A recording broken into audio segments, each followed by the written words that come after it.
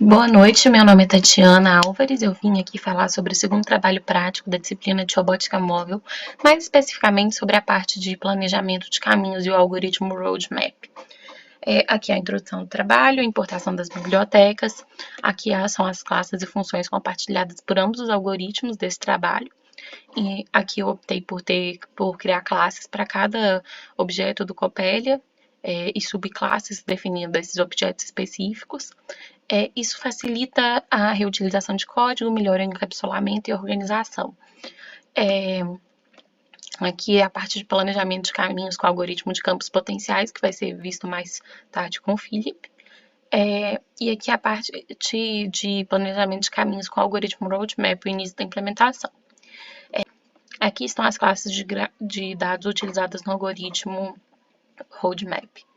Essa é a classe mundo, ela discretiza o mundo, verifica se uma área de uma célula está livre para passagem do robô e define essa área como tal. Essa é a classe node, ela funciona como um vértice no grafo e vai ser utilizada durante o algoritmo A*, que vai percorrer esses vértices buscando um caminho até o objetivo. Aqui estão as funções relativas à busca de caminhos com o algoritmo A*. Essa função isCell_invalid vai ver se um par XY representa uma posição de célula válida da grade, se ela está dentro dos limites da grade. Essa função reconstructPath vai reconstruir o caminho do caminho da origem até o objetivo, verificando sempre qual foi o vértice anterior ao vértice que já está no caminho. E aqui está a função A*. O algoritmo A* é um algoritmo de busca heurística que expande os nós em ordem baseada na função de custo, que é a soma do custo acumulado do nó de origem até o nó atual, mais a heurística de Manhattan, que estima o valor do custo de chegar do nó atual até o nó do objetivo. Durante a busca, o algoritmo mantém uma lista de nós a serem avaliados, conhecida como fronteira, e seleciona o próximo nó a ser expandido com base no menor custo total previsto. Aqui eu tenho um GIF de como o algoritmo funciona. Vocês podem ver que ele se expande sempre na direção do objetivo, que está aqui, mais ou menos. E aqui estão as funções auxiliares de transformação, controle e integração, que são as funções que fazem a transformação da posição global para a posição na grade quadriculada, e a função que faz a transformação da posição na grade quadriculada para a posição global. E a função find_goal, que é a função que reúne todas as outras. Ela acha a posição do robô e do objetivo na grade quadriculada, executa o algoritmo A* para encontrar o caminho e passa esse caminho para a função followPath, que é o controlador do robô, que vai fazer com que o robô siga esse caminho. Vocês podem ver aqui o controlador, ele está dentro da classe de Coppelia Robot. Aqui, para cada parada no caminho, ele calcula a velocidade linear e a partir da cinemática inversa, ele calcula qual velocidade mandar para as rodas, e até que se chegue naquela posição ou que se passe uma certa quantidade de tempo, ele continua mandando aquela velocidade e depois ele troca para a próxima parada no caminho. Agora vamos aqui fazer o teste. Primeiro teste aqui.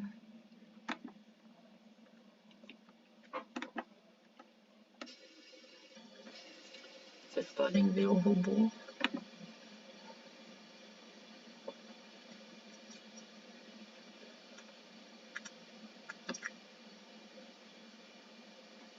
Eu não sei por que ele está fazendo isso, isso é um pequeno bug que ele faz às vezes. Às vezes ele para sozinho, às vezes eu tenho que vir aqui e parar ele. Mas como você pode ver, é só naquela posição, ele depois volta a andar. Tudo bem. Agora, aqui, como vocês podem ver, foi gerado um mapa. E foi gerado um mapa com o caminho, mostrando a posição do robô e o caminho que ele percorre para chegar até o objetivo. E aqui o segundo teste com o Cave. Vamos.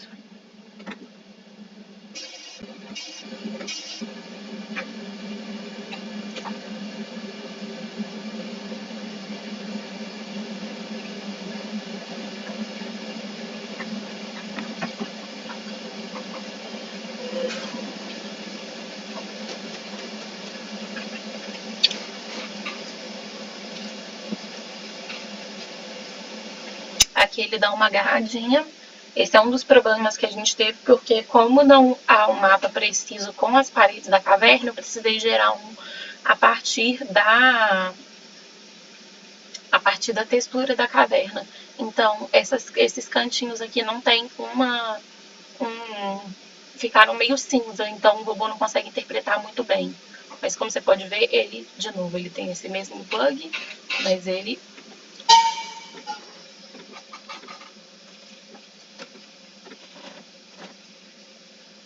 volta para o caminho e consegue realizar e chegar até o objetivo.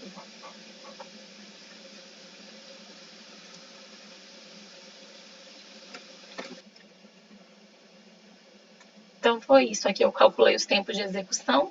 Desse foi de 37 segundos. O do segundo aqui, 66 segundos, 67 na verdade. Aqui está o mapa e o mapa com o caminho que foi gerado. Nota-se que foi mais difícil nesse segundo mapa por causa da textura, por causa do mapa menos preciso. Mas, em conclusão, eu diria que com esse trabalho a gente aprendeu muito sobre o desenvolvimento desses algoritmos e sobre o uso e controle do robô para seguir um certo caminho. Muito obrigada, boa noite. Boa noite, meu nome é Felipe. Vou falar aqui um pouco sobre o trabalho de campos potenciais. Basicamente, o que acontece aqui, dando um overview pelo código e falando um pouco sobre a teoria. O que eu importo as bibliotecas, né, que eu vou estar utilizando durante o projeto, né. Aqui eu chamo algumas funções que eu acabei não usando, que era para eu estar fazendo a matriz de transformação do laser com relação à referência global, mas acabei não fazendo isso, porque acabou dando muitos problemas e por causa do tempo, etc. Aí eu fui usando só os posicionamentos de retornar e transformando mesmo, mas no geral o que acontece? A primeira função que eu defini, né, foi de ler o laser, né, essa read sensor data, que ela vai estar retornando basicamente os pontos que estão batendo como obstáculos que o laser está detectando, né. Depois eu defino essas funções de atração e de repulsão, que elas basicamente, a força de atração ela é dada por um ganho K constante, vezes um vetor que representa a diferença entre o goal e a posição atual do robô. Ela vai sendo atualizada a cada momento que o robô vai andando, né? Dentro de um loop while, que eu vou mostrar daqui a pouco. E a força de repulsão, né? Que ela também retorna um vetor, mas ela tem um porém que eu não deixei explícito aqui, mas dentro do for eu vou mostrar onde, que ela basicamente é uma força que, se chegar perto do objeto, ela faz uma força contrária para ele poder se afastar. Aqui eu defino só os nomes, né, para que eu vou estar usando durante os caminhos dos objetos e o handle dos objetos, a posição e orientação deles, que são as configurações do robô e as limitar restrições de velocidade angular e linear. Aí está aqui o while que eu tinha comentado antes, né, que é basicamente enquanto a diferença da posição do robô e a posição do gol for maior do que 0.05, ele vai estar rodando isso aqui. E ele está toda hora atualizando a posição do robô para poder atualizar a força de atração. E ele vai percorrer todas as informações que ele conseguiu no laser data e vai filtrar aqueles que têm a distância menor do que 5. Por quê? Porque a distância máxima do laser é 5 e eu consigo eliminar esses valores. Aí depois que eu faço essa filtragem, eu pego o menor deles para poder aplicar na força de repulsão. E a partir disso eu faço a soma das duas componentes e pego a primeira componente, defino como dx, a segunda como dy, e a partir daí eu jogo no controlador de Lucas e Iori. Esse controlador ele foi um dos que vocês recomendou e tá aqui a dx, né, que é aquela força que é relacionada a esse vetor aqui, dy vezes seno de θ, esse aqui é do Lucas Iori. E aqui eu ponho essas restrições de velocidade, né? Verificando se ele está ultrapassando esse valor, tá ultrapassando ou sendo menor que o valor de restrição. Depois eu seto nas rodas, né? Porque é um robô diferencial, então tanto o desvio de caminho quanto a mudança de direção vai ser dada pela diferença da velocidade das rodas, e aqui eu estou setando elas. Depois eu uso set join target velocity para poder setar essas velocidades. E vou mostrar aqui um pouco do código rodando aqui para vocês. Aqui. Deixa eu parar aqui a simulação. Deixa eu. Aqui.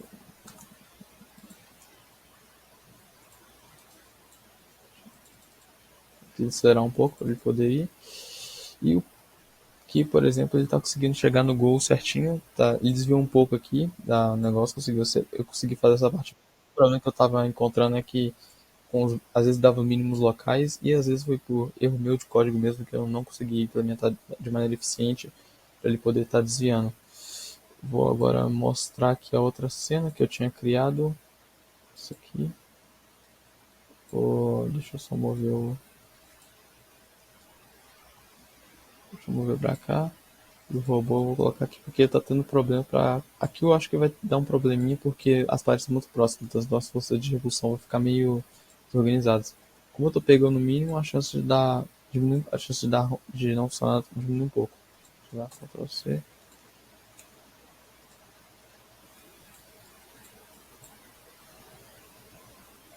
Aqui. Por exemplo, aqui ele já consegue chegar de maneira eficiente aqui, mas quando ele chegar aqui mais ou menos vai começar a dar problema por causa os obstáculos que eu fiz deixou muito próximo. No geral é isso, eu gostaria de agradecer pela atenção de vocês e desejar novamente uma boa noite.